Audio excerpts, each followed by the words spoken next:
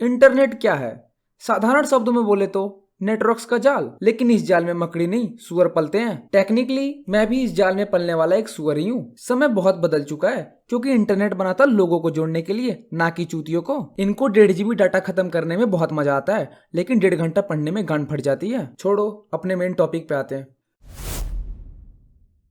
आज का टॉपिक है ई लफड़ा। साधारण शब्दों में बोले तो सामने से आके बात करना, बोल क्या अभी तेरी बात चोद दूंगा। लफड़ा अब एक कंटेंट बन चुका है जिसके सबसे बड़े कंटेंट क्रिएटर हैं रजत दलाल। बहुत सारे लोग तो ये भी बोलते हैं ऊपर यमराज और नीचे रजत दलाल। आगे बढ़ने से पहले पीछे वाले लफड़े को रिव्यू कर लेते हैं।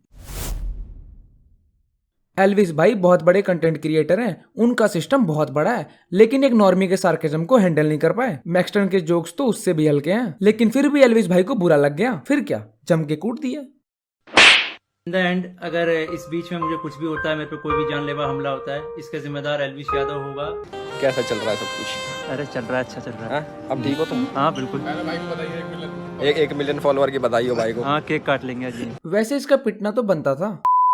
मैक्सटन ना ही पबजी में प्रो था ना ही रियल लाइफ में, लेकिन ये तो मानना पड़ेगा एल्विस भाई के थप्पड़ ने मैक्सटन की लाइफ बदल दी। मिलियंस में फॉलोअर हो गए और न्यूज में भी जाने का मौका मिल गया। अब चाहिए ही क्या। इनका लफड़ा 2 दिन चला ही था कि तब तक यमराज जी ने वाइल्ड कार्ड एंट्री ले ली और इन दोनों की शादी करा दी। वैसे भी मैटर को ज्यादा खींचने से कोई फायदा नहीं है क्योंकि एल्विस यादव के पीछे बहुत बड़े बड़े हाथ हैं। एल्विस भाई के पास सब कुछ है, उन्होंने सब कुछ कमाया इज्जत को छोड़ के।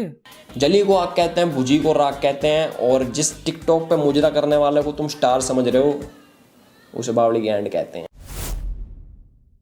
एक लफड़ा खत्म ही हुआ था कि दूसरे ने एंट्री ले लिया। इन दोनों का लफड़ा पानीपत के लफड़े से ज्यादा लाइमलाइट ले गया। अब फालतू की हाइप और गंवार ऑडियंस के लिए बिग बॉस जाने की जरूरत नहीं है। इंटरनेट पे लड़ो और फॉलोअर्स बढ़ाओ। कॉन्टेक्स्ट के लिए बता दूं, इनकी लड़ाई ये साबित करने के लिए हो रही थी कि कौन सबसे बड़ा इंस्टाग्राम का बदमाश यानी गैंगस्टर है। इस झगड़े में बहुत कुछ चीजें रिपीटेटिव थी, एक दूसरे को अपना लोकेशन भेजना और इंस्टाग्राम पर लाइव आना। रजत भाई 2 ही जगह पाए जाएंगे, या तो जिम या तो इंस्टाग्राम लाइव। जब भी मैं इंस्टाग्राम ओपन करता हूँ तब ये लाइव दिख जाता है मुझे। रजत और राजवीर का 1v2 फाइट होने ही वाला था, लेकिन अनफॉर्चुनेटली पुलिस ने वाइल्ड कार्ड एंट्री ले लिया। लड़ाई इन दोनों की हो रही है और स्टडी साइकिल हम लोग का बिगड़ रहा है। क्या हो गया तुम्हें?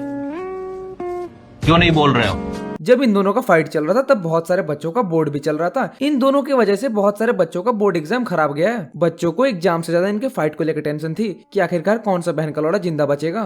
सक्सेसफुली इन दोनों ने बच्चों का एग्जाम बर्बाद करके पैचअप कर लिया। कम से कम बच्चों के खातिर पेन फाइट तो कर लेते हैं। इन दोनों ने कुछ दिन तक जमकर लड़ाई की और अपने फॉलोअर्स बढ़ाए। फिर दोनों ने कोलैब करके ऑडियंस को दौड़ा थमा दिया। ऑडियंस का डिमांड तो यही था कि इन दोनों में से कोई एक ही बचना चाहिए।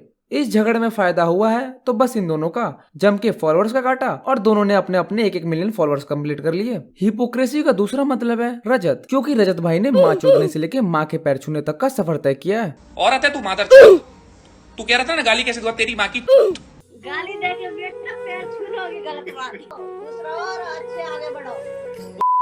अगर आप मेरे से पूछोगे कि आप किसके साइड हो, मेरा तो सिंपल है, जिस साइड अंजेलियंस उस साइड मैं, क्योंकि जहां मैटर्स बड़े होते हैं वहां अंजेलियंस खड़े होते हैं।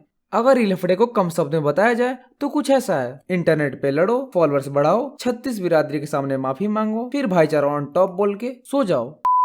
कुछ भी हो, लेकिन ये तो मानना पड़ेगा बहुत मजा आ रहा था। That's it for this video. अगर ये वीडियो थोड़ा सा भी पसंद आया हो तो इस वीडियो को लाइक करो, चैनल को सब्सक्राइब करो। Bye bye, take care and love.